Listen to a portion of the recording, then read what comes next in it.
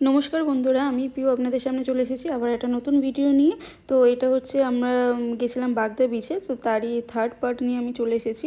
সকাল সকাল ঘুম থেকে উঠে আমরা চলে যাচ্ছি হচ্ছে সি বিচের উদ্দেশ্যে। তো আমাদের সামনে মানে একদম আমাদের রিসর্টটা থেকে খুবই কাছে, মানে ওই 1-2 মিনিটের ডিস্টেন্সেই ছিল ওই বিচটা।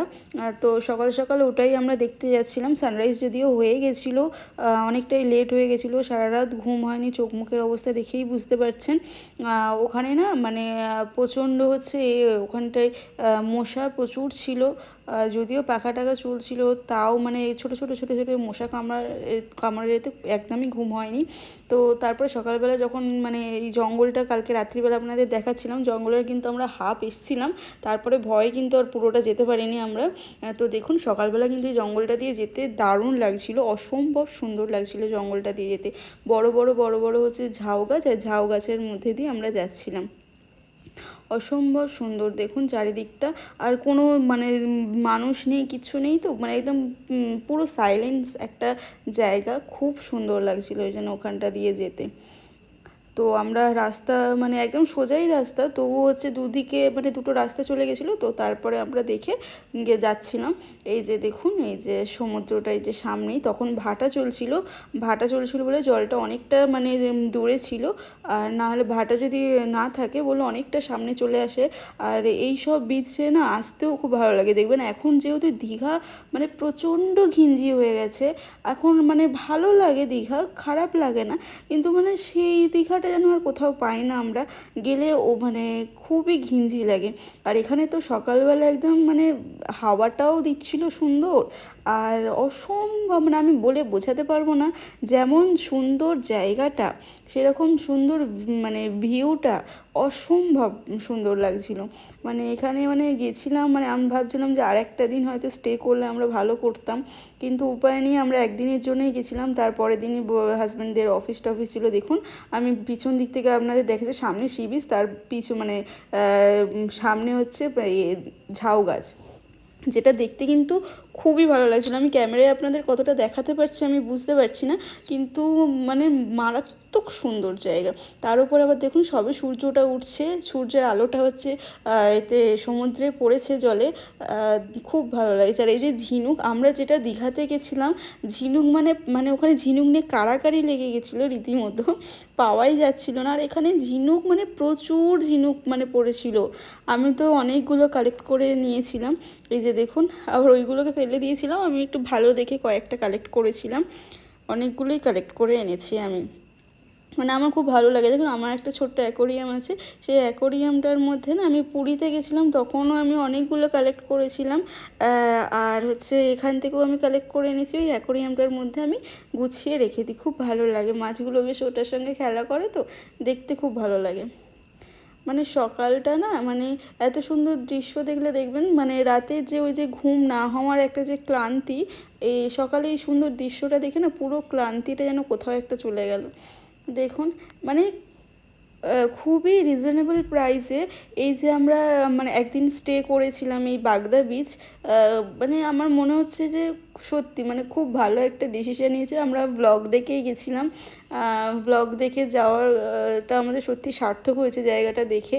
ওখানে খাবার দাবার আমি মোটামুটি বলবো, খারাপ না, আবার খুব যে ভালো তাও নয়, খাবার দাবার মোটামুটি, কিন্তু জায়গাটা অসম্ভব সুন্দর। ওখানে যেহেতু এখনও লোকজন খুব একটা জানে না, যে বাগদা বিচের সম্পর্কে কেউ জানে না, মানে বুঝতেই পারছেন ওখানে এখনও মানে ট্যুরিস্ট খুব একটা যায় না, তো সেই জন্য জায়গাটা এখনও এত সুন্দর আছে। যখনই দেখবেন লোকজন বেশি জেনে যাবে, বা ওখানে ট্যুরিস্টরা যাবে, বা অনেক মানুষ যখন ওখানে গিয়ে ভিড় করবে, তখন দেখবেন এই জায়গাটাও হয়তো অতটা সুন্দর আর থাকবে না। তখন এই জায়গাটাও মানে মানুষই আমরা নষ্ট করে দিই আর কি, প্রকৃতির এই সুন্দর সুন্দর জিনিসগুলো। দেখুন আমি মানে পিছনটা থেকে ভিডিও করে দিচ্ছিলাম, আমার হাজব্যান্ড মানে যত দূর দূর দেখতে পাচ্ছেন তত দূরই কিন্তু এই বড় বড় বড় বড় ঝাউবন। আর দেখে খুব ভালো লাগছে। আমরা দীঘাতেও ঝাউবন দেখেছি, কিন্তু এতটা ঘন ঝাউবন কিন্তু ওটা নয়, ওটা ছাড়া ছাড়া মানে ওটা ঠিক জঙ্গল বলা যায় না, ঝাউ গাছ আছে ব্যাস ওইটুকুই। আর এটা পুরো জঙ্গল। আর রাত্রিবেলা তো মানে ভীষণ ভয় লাগছিল। আমাদের সঙ্গে এই যে এরা হচ্ছে সকালবেলা ঢুকেছিল, এই যে যারা যাচ্ছে ওনারা ওই সেম রিসর্টে ঢুকেছে, ওরা কিন্তু সকালবেলা এসছিল, মোটামুটি 7:30 ওরকম সময় ওরা মানে এসছিল এই রিসর্টে।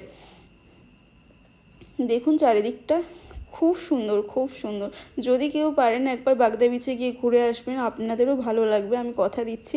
আর ওখানে না তারপরে একটু থাকার পরেও অসম্ভব গরম লাগছিল, কেন জানি মানে প্রচুর রোদ উঠে গেছিলো। যখন আমরা গেছিলাম তখন সবে সূর্যটা উঠছে, মিষ্টি একটা হাওয়া দিচ্ছিল, খুব ভালো লাগছিলো। তারপরেই হচ্ছে অনেক রোদ। তারপরে রেডি হয়ে গেছি আমরা, হচ্ছে রেডি হয়ে এবার আমরা দীঘার উদ্দেশ্যে যাব, দীঘা যে জগন্নাথ মন্দিরটা আছে সেই উদ্দেশ্যে। তার আগে ব্রেকফাস্ট করে নিয়েছিলাম, এখানে লুচি তরকারি একটা ডিম সিদ্ধ মিষ্টি দিয়েছিল আমাদের ব্রেকফাস্টে। এই যে আমরা গাড়িতে উঠে গেছি, এবারে গাড়ি করে হচ্ছে আমরা দীঘার যে জগন্নাথ মন্দিরটা হয়েছে নতুন, সেই নতুন মন্দিরটা আমরা আজকে দেখতে যাব। দেখে ওখান থেকে তারপর বাড়ি চলে যাব, ব্যাস এইটুকুই আমাদের ইচ্ছা ছিল। তো এই যে রাস্তাটা ধরে আমরা যাচ্ছি। আমরা আপনাদের আগের ব্লগেও বলেছি এখানের মানে এত নিম গাছ, আমরা তো এখানে নিম গাছ সচরাচর দেখতেই পাই না, বাজার থেকে 5 টাকা 10 টাকা দিয়ে আঁটি কিনে আনতে হয় খাওয়ার জন্য। আর ওখানে কিন্তু নিম গাছ ভর্তি, দেখতে পাচ্ছেন চারিদিকে মানে প্রচুর নিম গাছ। আর নিম গাছের হাওয়া কিন্তু মানুষের শরীরের পক্ষে অনেক ভালো। মানে এক এক মানে যখন হচ্ছে বসন্ত রোগ হয় তখন কিন্তু এই নিম গাছের পাতা দিয়ে হাওয়া করে, যাতে ওই এটা চলে যায় ভাইরাসটা। তারপরে দেখুন আমরা গাড়ি করে হচ্ছে জগন্নাথ দেবের এই মন্দিরে চলে এসেছিলাম। ভিতরে কিন্তু ভিডিও একদমই অ্যালাউ ছিল না, সেই জন্য আমি ভিতরে কোনো রকম ভিডিও করতে পারিনি। আর ওখানে কিন্তু জুতো খুলে অনেকটা যেতে হচ্ছে ভিতরে।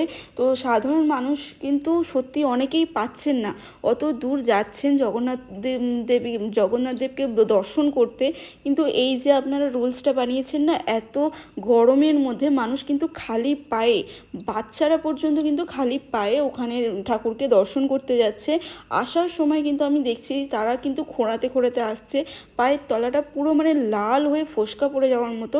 তো বলবো যে অন্তত মন্দিরের বাইরে যে এরিয়াটা আপনারা করেছেন না, ওইখানটায় জুতোটা খোলার ব্যবস্থা করুন, কারণ পিচ রাস্তাতে যখন মানুষ হাঁটছে না তখন কিন্তু সত্যি মানে পারা যাচ্ছে না, এতটাই গরম ওখানে। আমি ওটাই হচ্ছে রুলসটা যদি পারে তো একটু যদি মানে ঠিকঠাক করে খুব ভালো হয়, কারণ অনেকেই দেখতে পাচ্ছেন, এখানেও দেখতে পাচ্ছেন সবাই কিন্তু খালি পায়ে হাঁটছে। আর আমরা যেদিন গেছিলাম সেদিনকে প্রচুর রোদ ছিল, রোদ মানে একদম রোদ খাঁ করছে, পিচ রাস্তাটা পুরো সেই গরম আগুন হয়ে গেছে, মানে পা দেওয়া যাচ্ছিল না এরকম ব্যাপার। আর ওখানের মানে পাথরগুলো দেখলাম, মানে আমরা পুরীতে কিন্তু খালি পায়েই যাই, কিন্তু সেখানে কিন্তু পাথরগুলো অন্য রকম, আর এখানের পাথর মানে পুরো সে কী বলবো আপনাদের, বলতে পারবো না, এতটা গরম ছিল।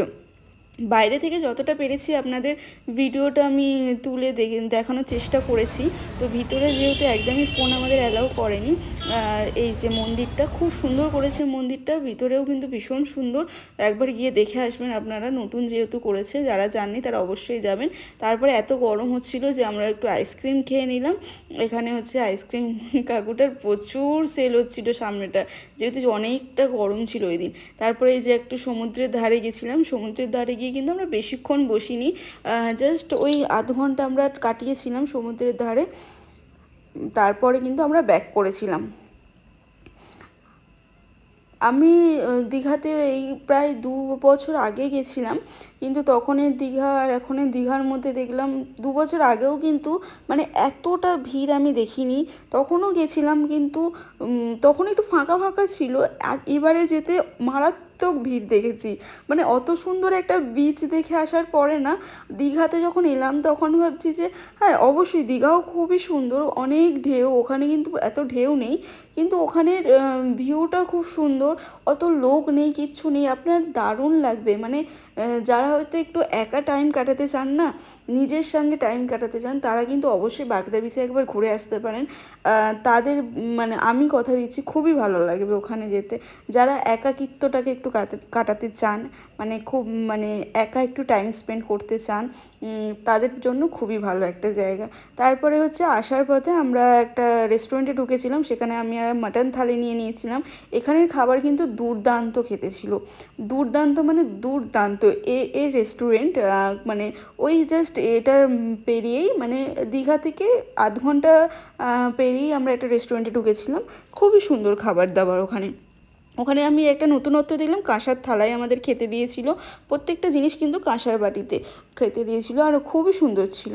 তারপরে আমরা বাড়ি চলে এসেছিলাম, আর বাড়িতে এসে মা বলে একটা আমাদের নিমন্ত্রণ বাড়ি ছিল, পুজো বাড়ি ছিল, তো সেখানে রাত্রিরে গেছিলাম। সেখানে ওনারা খিচুড়ি, তারপরে পায়েস, আলুর দম এসব করেছিল, এসব খাওয়া দাওয়া করেছিলাম, ঠাকুরকে নমস্কার করেছিলাম। তো রাত্রিরে ওই গেছিলাম। তো ঠাকুরের এত সুন্দর লাগছিল না, ঠাকুরটা দেখতে এত সুন্দর সাজিয়েছিল, খুবই মন ভরে গেল। তো ভিডিওটা আজকে এই পর্যন্তই। যদি আপনাদের ভিডিওটা ভালো লাগে তাহলে অবশ্যই একটা লাইক করবেন আর সাবস্ক্রাইব করবেন আমার চ্যানেল। নমস্কার।